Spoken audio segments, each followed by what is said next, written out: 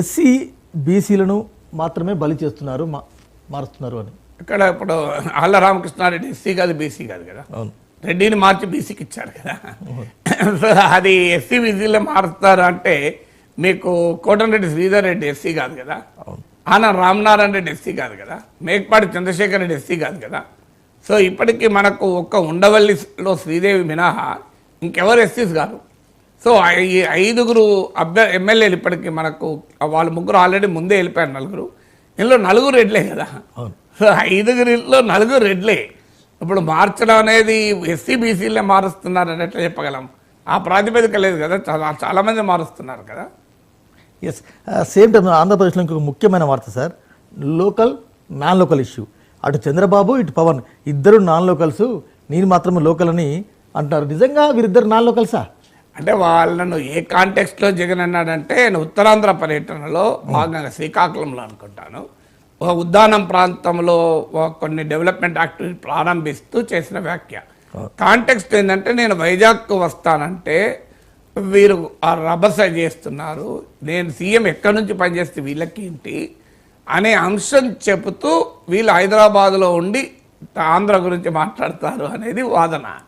So తెలంగాణలో ఆంధ్రలో ఉన్న చాలామంది నాయకులు ఈవినింగ్ అయితే వీకెండ్ అయితే హైదరాబాద్కి వస్తారు, ఇంక్లూడింగ్ జగన్మోహన్ రెడ్డి మంత్రివర్గంలో ఉన్న కొంతమంది కూడా నాకు తెలిసి వాళ్ళు వీకెండ్ అయితే హైదరాబాద్లోనే ఉంటారు. ఎందుకంటే రాజకీయ నాయకులకే కాదు, జగన్మోహన్ రెడ్డికి అత్యంత సన్నిహితంగా ఉండే అఫీషియల్స్ కూడా వాళ్ళ ఫ్యామిలీస్ హైదరాబాద్లో ఉన్నాయి.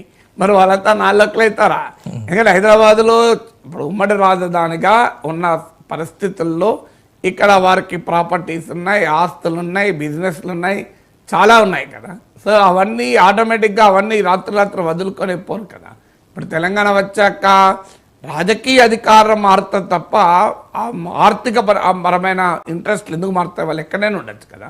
సో అందువల్ల హైదరాబాద్లో మీకు అదంతా ఎందుకు, సంక్రాంతి పండుగ అయితే మనం పేపర్లో చూస్తాం, ఖాళీ అయిన మహానగరం.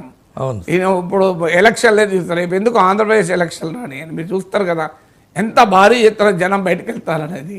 సో ఇది ప్రతిసారి పండుగప్పుడు మనం చదివేదే కదా, ఖాళీ టోల్ గేట్ల మధ్య బారులు తీరిన కిలోమీటర్లుగా బారులు తీరిన కార్లు విజయవాడ వైపుగా అనేది మనం రెగ్యులర్గా చూసే వార్తలే కదా. అందువల్ల హైదరాబాద్లో ఉన్న చాలామందికి ఆంధ్రప్రదేశ్లో ఇప్పటికీ రూట్స్ ఉన్నాయి, ఆంధ్రప్రదేశ్లో ఉన్న వాళ్ళకి హైదరాబాద్లో ఇంట్రెస్ట్లు ఉన్నాయి. సో అందువల్ల ఫలానా వీళ్ళు నాన్ లోకల్ అని అనడానికి వీల్లేదు కదా.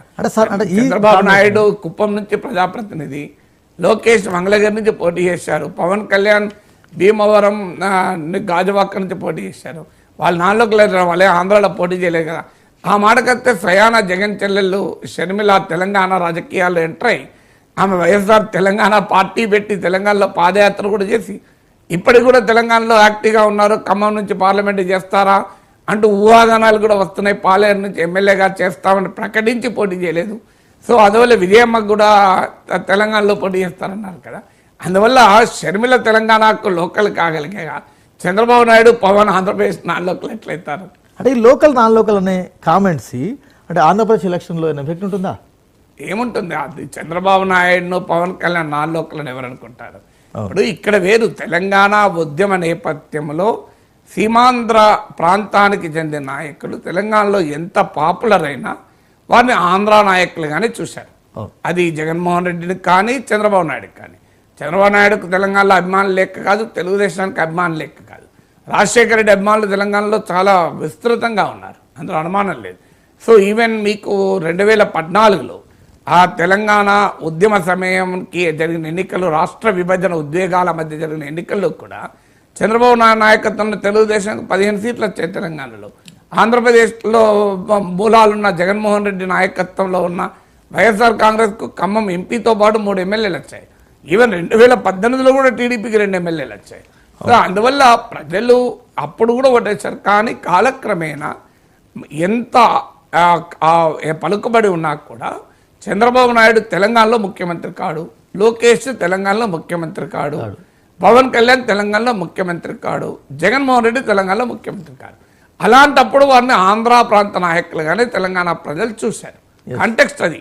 సో అందువల్ల అక్కడ ఇప్పుడు వీళ్ళు చంద్రబాబు నాయుడు కానీ పవన్ కళ్యాణ్ కానీ అది కాదు కదా, వాళ్ళు అక్కడే ముఖ్యమంత్రి కావాలని కోరుకునే వాళ్ళే తప్ప తెలంగాణలో ముఖ్యమంత్రి కావాలని కోరుకునే వారు కాదు గనక తెలంగాణలో జగన్, చంద్రబాబు, పవన్, షర్మిలని నాన్ లోకల్గా